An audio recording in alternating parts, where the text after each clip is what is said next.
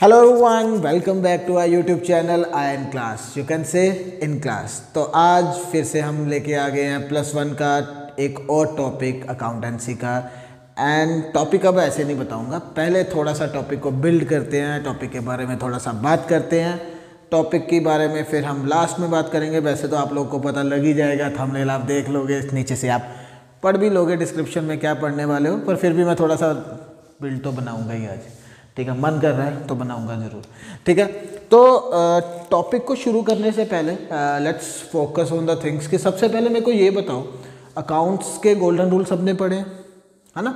तो अकाउंट्स में कितने गोल्डन रूल्स होते हैं सबको पता है, 3 ही होते हैं। एक का नाम है पर्सनल अकाउंट, एक का नाम है रियल अकाउंट और एक का नाम है नॉमिनल अकाउंट। और रट्टा मार मार के आप लोगों की जीवें भी इसके थक चुकी होंगी अब इसको, है ना। Debit what comes in, credit what goes out, ये कहानी चलती रहेगी, गाना हम खाते रहेंगे। ठीक है, आप डोरेमोन बन चुके हो इसको बोल बोल के, सही कह रहा हूँ ना। तो मेरे को किसी ने आज तक ये पूछा नहीं और आप लोगों ने अपने टीचर को कभी तंग किया नहीं होगा, इसलिए सबके सब आराम से बैठे हैं कि 3 ही क्यों है, 4 क्यों नहीं है, 2 क्यों नहीं है, 1 क्यों नहीं है, 5 क्यों नहीं बनाए, 3 ही क्यों बनाए। तो आज हम इसको पहले डिस्कस करते हैं, इसी से हमारा टॉपिक आगे कनेक्टेड है। तो इसको 3 होने के कारण आपके बुक में ही है, बस थोड़ा सा ध्यान देना था। अब मेरे को ये बताओ, अकाउंट्स में कितने टाइप की आइटम्स होती है। अब ये भी सबको पता है अकाउंट्स में कितने टाइप की आइटम होती है, 2। और आइटम्स के नाम क्या है, एक का नाम है रेवेन्यू और एक का नाम है कैपिटल। ठीक है ना, एक रेवेन्यू आइटम्स होती है और एक कैपिटल आइटम्स होती है, सही। तो एक रूल बना रेवेन्यू आइटम्स के लिए, एक रूल बना कैपिटल आइटम्स के लिए। और ऑब्वियस ही बात है, बिना आपके और हमारे कोई ट्रांजैक्शन पॉसिबल ही नहीं है। इंसानों के बिना ट्रांजैक्शन हो सकती है, नहीं हो सकती ना। तो ऑब्वियस ही बात है, तो एक रूल हम लोगों के लिए बना दिया, दैट इज पर्सन्स के लिए। अब ये मत सोच लेना कि ये रेवेन्यू के लिए और ये कैपिटल के लिए, ऐसा कुछ नहीं है, मैंने सिर्फ समझाने के लिए लिखा है। कोई भी किसी के लिए हो सकता है, उसके बारे में हम नेक्स्ट वीडियो में बात करेंगे जब रूल्स की बात करेंगे। ठीक है, अभी के लिए इतना समझ लीजिए कि सारी ट्रांजैक्शन इनमें कवर होगी और हम इसमें कवर हो गए। इसके अलावा तो अकाउंट्स में कोई आता ही नहीं है, सही। तो इसीलिए सिर्फ अकाउंट्स में 3 रूल बने। तो आज का हमारा topic that is related to these 2 item, that is known as revenue and capital items. ठीक है, तो टॉपिक को शुरू करते हैं। ठीक,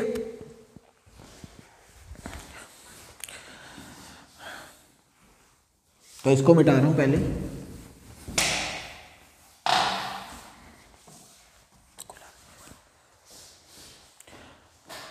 तो कैपिटल और रेवेन्यू आइटम्स, तो हेडिंग दे लेते हैं। ठीक है, capital and revenue items. Sorry, writing गंदी है मेरी वैसे तो थोड़ी, चलो आप लोग समझ ही लोगे। तो कैपिटल और रेवेन्यू आइटम को पूरा अच्छे से करने से पहले 4 चीज़ों का पता होना बहुत ज़रूरी होता है। ठीक है, एक होता है इनकम, एक होता है एक्सपेंस, एक होता है एसेट और एक होता है लायबिलिटीज या लायबिलिटी। अब इन चारों को एक एक वर्ड में बताओ, चारों का मतलब क्या होता है, बता फटाफट बता दो। इनकम का मतलब क्या होता है, एक वर्ड में बताओ। तो इनकम का मतलब होता है कमाई।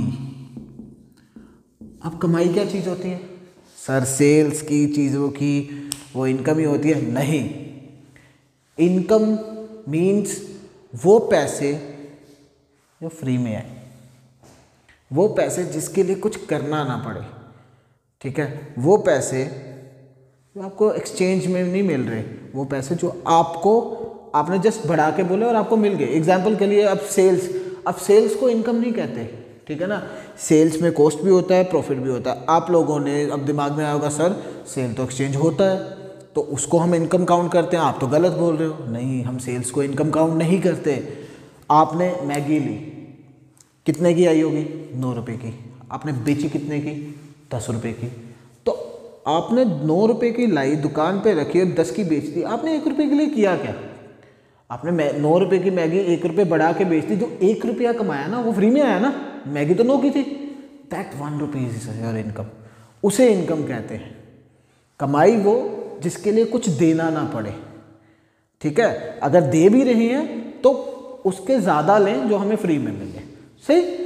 अब एक्सपेंस क्या होता है? एक्सपेंस तो सबको पता है, सबके घर में करते हैं लोग, दैट इज़ खर्चा।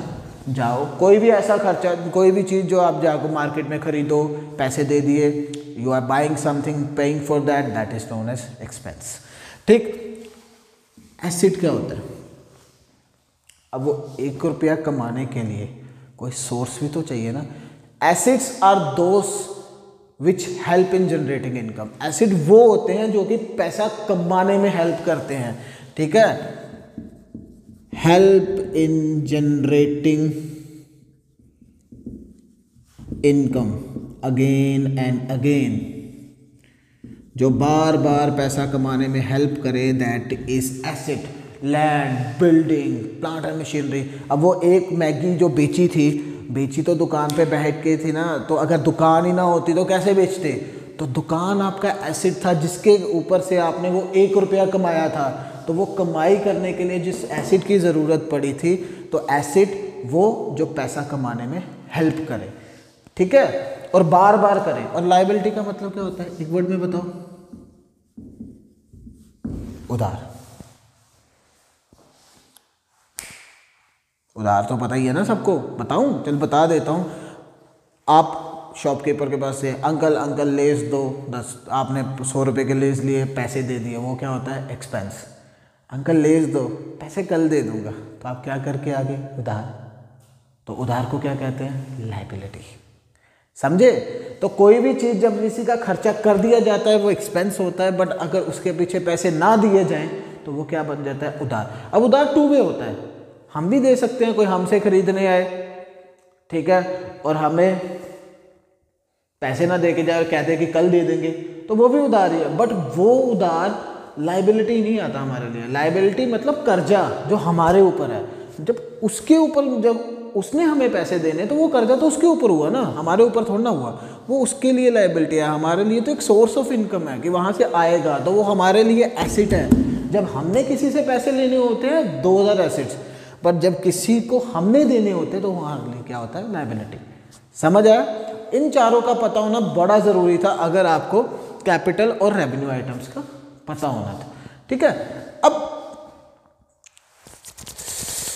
कैपिटल आइटम क्या होती है? Capital items are those items which help in creating और रिड्यूसिंग एसेट और लायबिलिटी, ठीक है। कैपिटल आइटम क्या होती है? अगर हम यहाँ पे हेडिंग दे दें,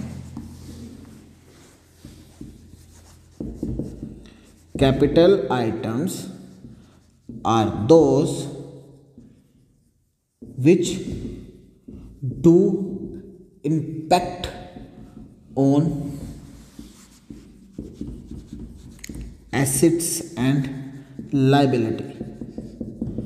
वो आइटम्स जो एसेट और लाइबिलिटी पे इम्पैक्ट करे। इम्पैक्ट का मतलब होता है उसको चेंज करे, बढ़ाए, कम करे। फॉर एग्जाम्पल के लिए आपकी 1 स्टोरी की बिल्डिंग थी, ठीक है, आपने उसके 2nd स्टोरी का काम लगा दिया, आपने खर्चा किया, खर्चा हुआ, एक्सपेंस है, सही है, पर क्या उस खर्चे से आपकी एसेट की वैल्यू बढ़ी? हाँ बढ़ी, सिंगल स्टोरी से डबल स्टोरी हो गया, घर महंगा हो गया, दैट इज कैपिटल एक्सपेंडिचर, ठीक है।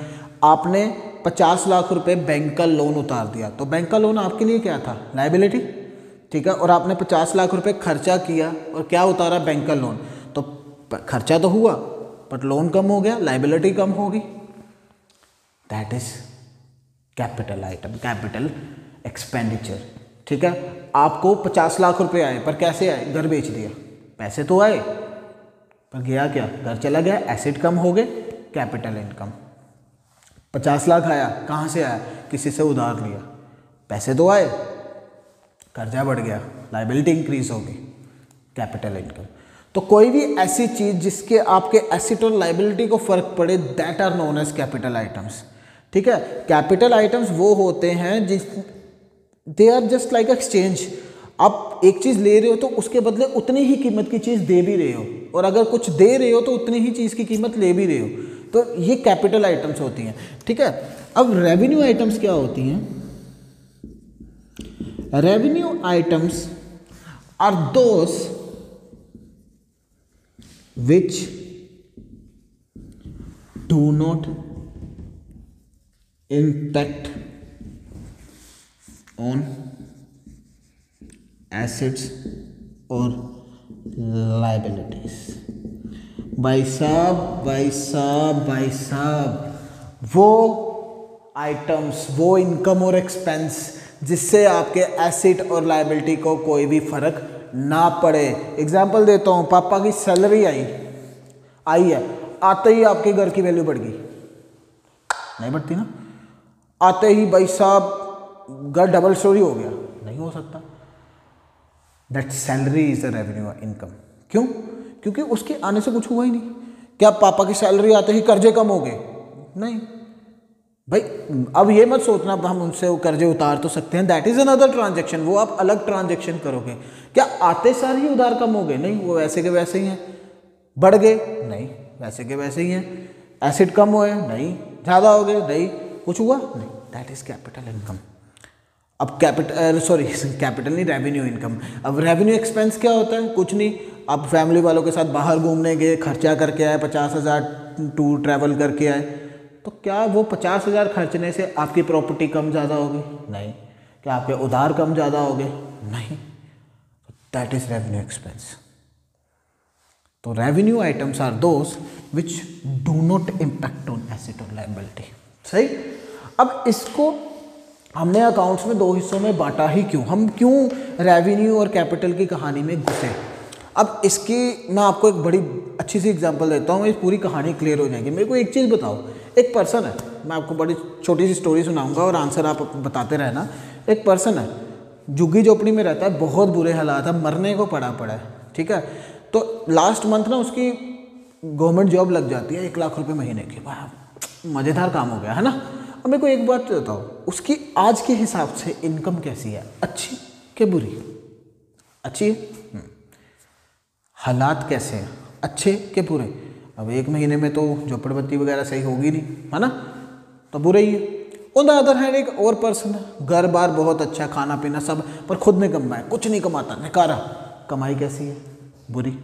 हालात कैसे हैं? अच्छे। अब बात ये सोचने की है, जब भी मैं कमाई की बात कर रहा हूँ तो हम इनकम देख रहे हैं, और जब भी हम हालातों की बात कर रहा हूँ तो मैं उसकी इनकम सोच ही नहीं रहा। हम क्या सोच रहे हैं? घर बार, प्रॉपर्टी, ये वो। दैट मीन अगर हम इंसान एक पर्सन को 2 तराजू पे तोलते हैं, एक उसकी इनकम पे, एक उनके हालातों पे, तो कंपनी भी तो इंसान ही है, कंपनी भी तो आर्टिफिशियल पर्सन है, तो कंपनी को भी कितने तराजू पे तोला जाएगा? 2। एक उसकी इनकम पे, एक उसके हालातों पे। तो जो रेवेन्यू आइटम्स हैं, दोज आर इनकम स्टेटमेंट्स। इसीलिए ट्रेडिंग और प्रॉफिट एंड लॉस अकाउंट को हम इनकम स्टेटमेंट कहते हैं, क्योंकि वहाँ सिर्फ उनकी कमाई देखी जाती है। हम इनकम्स लिखते हैं, एक्सपेंसेस लिखते हैं, और क्या फाइंड करते हैं? ग्रॉस प्रॉफिट और नेट प्रॉफिट। क्यों फाइंड आउट करते हैं? बिकॉज हम ये देखते हैं वो कितना कमा रहे हैं या कितना नुकसान कर रहे हैं। We are not thinking about कि उनके हालात कैसे हैं, बस कमाई देख रहे हैं। तो वो अकाउंट उनकी इनकम को बताते हैं, इसलिए इनकम स्टेटमेंट। जबकि बैलेंस शीट में, balance sheet is not account. देखो उनके नाम के आगे अकाउंट लगा है, क्योंकि अकाउंट का मतलब ही क्या होता है? हिसाब। तो हिसाब तो इनकम और एक्सपेंस का ही होता है ना, वो चीजें जो आए और जाए, ठीक है ना। बैलेंस शीट के आगे अकाउंट नहीं लिखा, because balance sheet is not account, balance sheet is a statement. Balance देखो ना, हालात बताए जाते हैं अच्छे जब, ठीक है ना। हालात जो होते हैं, it's just like a position, कि आपकी पोजीशन कैसी है, ठीक है। इसलिए वो पोजीशनल स्टेटमेंट है। इसीलिए उसमें सिर्फ कौन सी आइटम आती है? Capital item. क्योंकि कैपिटल आइटम वो आइटम होती हैं जो हालात बताते हैं। अभी तो आपने कहा भाई घर बार अच्छा, उसके हालात अच्छे हैं। मेरे को ये चीज़ बताओ, 10 साल के बाद पहले पर्सन के हालात कैसे हो जाएंगे? अच्छे हो जाएंगे ना। हाँ। और दूसरे के बुरे हो, क्योंकि वो कमा नहीं रहा तो खा जाएगा। इसीलिए जो नेट प्रॉफिट होता है वो अल्टीमेटली कहाँ चला जाता है? बैलेंस शीट में चला जाता है। क्यों? क्योंकि आपकी इनकम्स ही आपके हालातों को सुधारने में हेल्प करती है, आपकी प्रॉपर्टीज़ बनाने में हेल्प करती है, जिससे आप फिर से पैसा कमाते हो। और अगर आप नहीं अच्छी इनकम करोगे तो आपके हालात दिन ब दिन बदतर होते जाएंगे। तो income do improve the position. सही। तो वो दो तराजू इंसानों के लिए बने हैं, तो कंपनी के लिए भी दो बने हैं। इसीलिए एक तराजू में एक आइटम्स आती हैं, दूसरे तराजू में दूसरी। जिसमें इनकम की बात होती है उसमें रेवेन्यू आइटम्स आती हैं, और जिसमें पोजीशन की बात आती है उसमें कैपिटल आइटम्स आती हैं। सही। रेवेन्यू आइटम्स की एक और कहानी होती है। एवरी ट्रांजैक्शन विच एटमोस्ट, मतलब कि कम से कम साल में एक बार तो रिपीट हो। ऐसे इनकम और एक्सपेंस जो साल में एक बार तो रिपीट हो, that is revenue in nature. ठीक है। At least once in a year income और expense which reoccur at least once in a year, जो साल में कम से कम एक बार अक्कर हो जाए, वो भी रेवेन्यू की परेशानी होती है। जैसे इंश्योरेंस हर साल करवानी पड़ती है, रेवेन्यू एक्सपेंस है। ठीक है। तो that's all about this topic. ठीक है। Revenue and capital. ठीक है। ये सारी स्टोरी है। बट एक मेरे को क्वेश्चन और भी आता है, क्या रेवेन्यू कैपिटल हो सकता है?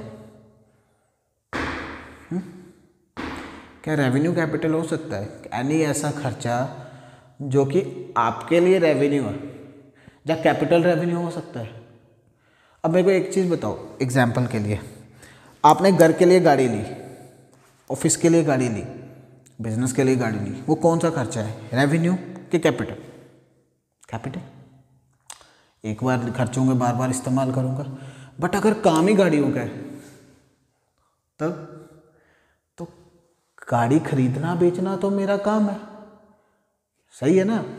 तो जो मैंने गाड़ी खरीदी है मैं बेचूंगा, तो वो जो मैंने खरीदी है दैट इज एक्सपेंस। और कौन सा एक्सपेंस है? रेवेन्यू, क्योंकि वो मेरा काम है, मैं बार बार खर्च रहा हूँ। और उसको खर्च क्यों रहा हूँ? क्योंकि मेरे को उससे पैसे कमाने हैं, मैं I have to make a sale. तो कोई भी ऐसी चीज़ जो वैसे तो कैपिटल है बट हमारा काम ही उस चीज़ का है, तो वो रेवेन्यू बन जाती है। अब घर के लिए वॉशिंग मशीन कैपिटल आइटम है, पर जिस दुकानदार ने बेची उसके लिए कैपिटल था, उसके लिए तो स्टॉक है, वो उसका तो माल है जिससे वो सेल करेगा, और stock is a revenue item. सही बात कर रहा हूँ ना। तो हाँ, सिचुएशन के हिसाब से। ठीक है। तो that's all about the topic capital and revenue item. I think so मैंने हर एक चीज़ बड़े अच्छे से डिटेल में आप लोगों को क्लियर कर दी है। ठीक है। फिर भी अगर कुछ रह गया होगा तो do let me in the comment, मैं उसके बारे में और बात कर दूंगा। ठीक है। बट इन चीज़ों का ध्यान रखना कि हाँ, ये दो सेग्रीगेशन करना ज़रूरी था अगर हमें प्रॉपर डेफिनेशन के अकॉर्डिंगली सिस्टमेटिक अकाउंट बनाना है। तो इनकम, हमें इनकम स्टेटमेंट से इनकम के बारे में पता लगेगा, और बैलेंस शीट से हमें पोजीशन के बारे में पता लगेगा। ठीक है। तो that's all, thank you very much. अगर फिर भी कोई चीज़ रहेगी हो, do let me in the comment, and see you in the next class. Bye bye.